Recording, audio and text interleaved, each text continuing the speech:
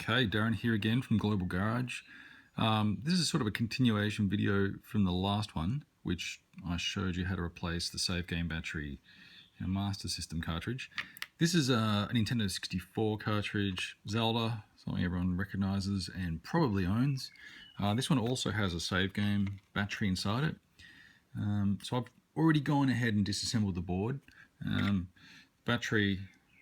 I've disassembled the cartridge, sorry. The battery sits just in there like that. Just one of those standard cell batteries with tabs. So I won't show you how to pull the cartridge apart. It's pretty basic. I'll show you the reassemble if you need to know.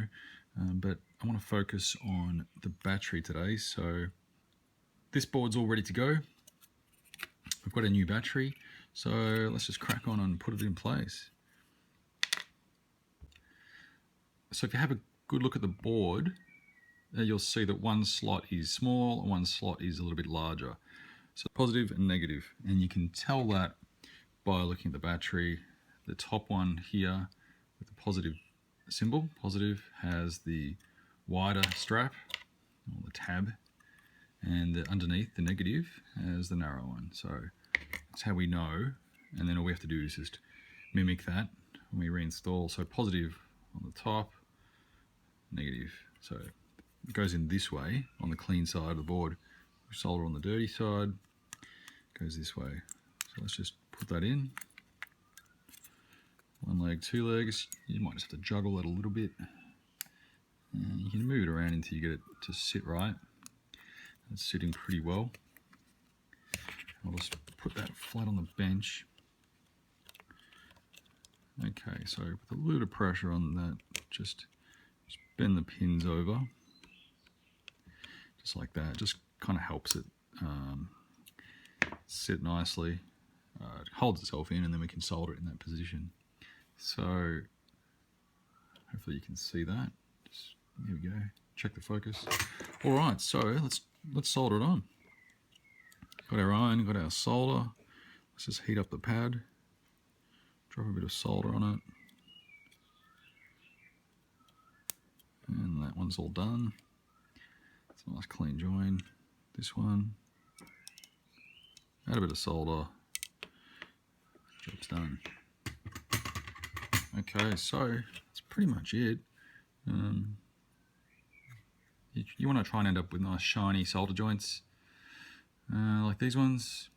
If they're a bit dull, maybe just wick it back off, or use a solder sucker and take it back off. Add a bit of flux and add a bit more solder and have another go. But as long as you've got nice clean joins, that's pretty much the outcome. As you can see, the battery sits nice and flush. It's actually a lower profile than these ROM chips, so it's actually about flush. So we're going to have no problem reinstalling. It's not going to jam up the case or anything, and that's it. You know, also take the opportunity while you've got these boards out to clean up the edge connectors. These ones are already pretty damn clean, but isopropyl is the right product to use on that. Just with a cotton bud, dip it in and just rub it down and just take off any dirt and grime and stuff there. Okay, so the reassembly is pretty straightforward. Start off with the front side of the cover facing down and the little shield in there. Put the board in place, part side up. Grab your little plastic front guard and fit that over the cartridge and sort of just jiggle that into position. Let me see if I can do that. There we go. So it sits like that, and looking on the end, it sits nice and flush. Then there's the top shield. These N64 cartridges are pretty serious bits of kit. They've got all these shields all through them. Never seen that before, so, well, compared to other cartridges, the others don't, so it's pretty cool. These little pins or locking clips, just put them on first, push down, make sure that's sitting nice and flush, and then grab your screws. So basically it's 2 screws in the plate and 2 up in the case. The ones that go here in the inside of the the Phillips head, and the game bit ones go on the plastic on the outside to add security. So let's chuck these screws in. Okay, more.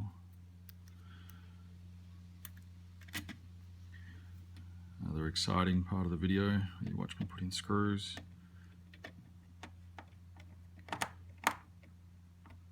Okay, that's done. Okay, so then the top case, or the back case in this case, you just want to put the tabs in at the bottom there first, clip it, and then pull it forward. So that all should sit flush. Have a look on the inside, make sure it's all sitting nice, and that everything's aligned, and you're good to go. Grab the game bit, 3.8mm for these ones. Put that back together.